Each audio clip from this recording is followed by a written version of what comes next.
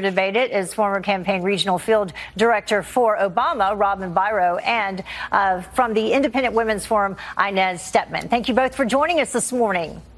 Thanks for having me. Great to have you with us. So, Robin, I will start with you. You know, bucking a wild bronco. Is Pelosi in trouble?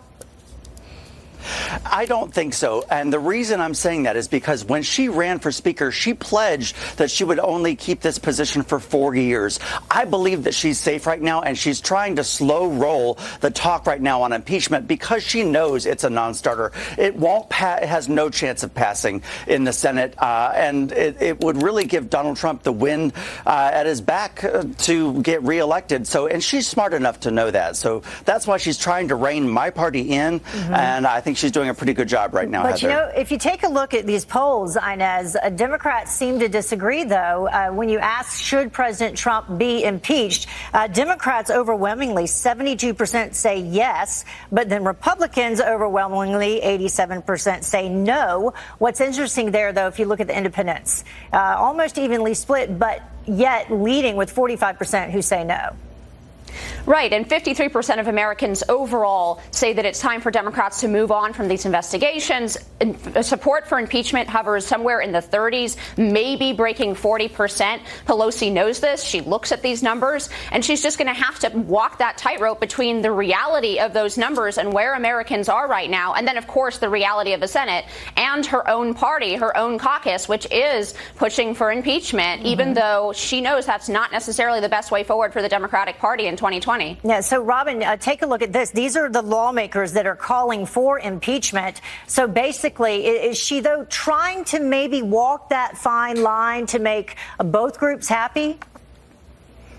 Here's where the line is, and here's where I see this going, Heather. I think that what we'll see is an impeachment inquiry, which is very different from impeachment. That way we can get some of the documents, we can get all of this information out, and let the American voters make this choice when they head to the polls in 2020. It's the most common sense approach. I think that she'll leave it right there, though. I don't think that she'll push forward for a full impeachment. You know, Inez, this isn't the first time that we've talked about Nancy Pelosi possibly losing her job.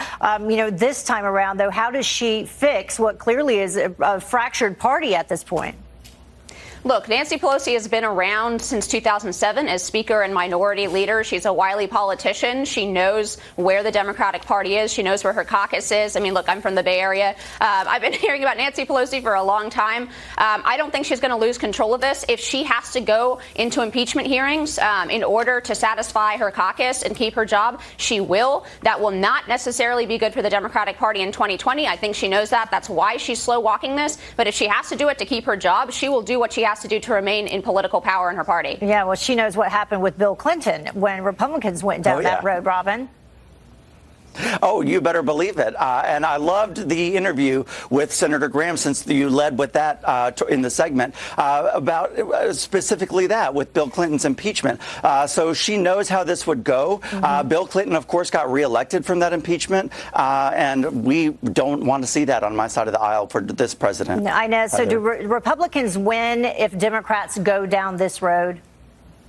I mean, it certainly puts Republicans in a better position. As I said, 53% of Americans not only are against impeachment, a larger proportion are against impeachment. 53% of Americans actually want the Democrats to move on from investigating 2016. So that is not just Republicans. That includes a lot of independents and even some Democrats. I don't think that this is really the best route for the party, for the Democratic Party to go down. And it does improve Republicans' chances the more they seem to be interested only in 2016, only in talking about the Mueller report, only in, you know, subpoenaing everybody around the president, looking at his personal business files. All of that stuff is not really what the American people want to see from the Democratic Party. They want to move on to the real issues. They want to see some work getting done. That's for sure. Robin, Inez, thank you so much for joining us. Great to have you both with us.